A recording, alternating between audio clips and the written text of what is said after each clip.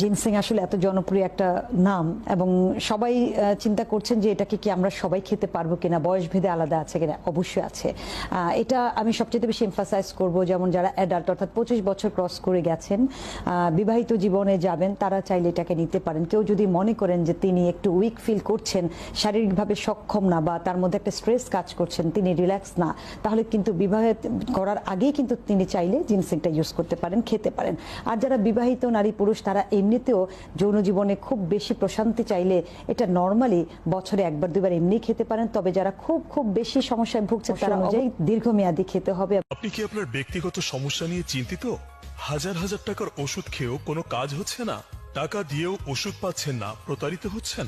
আর নয় চিন্তা, আমরা নিয়ে এসেছি কোরিয়ান জিনসেং পাউডার, যা আপনার লিঙ্গের শিথিলতা দূর করে শক্ত ও বড় করবে, দ্রুত বীর্যপাতের সমস্যা দূর করে দীর্ঘ সময় মিলন করতে সাহায্য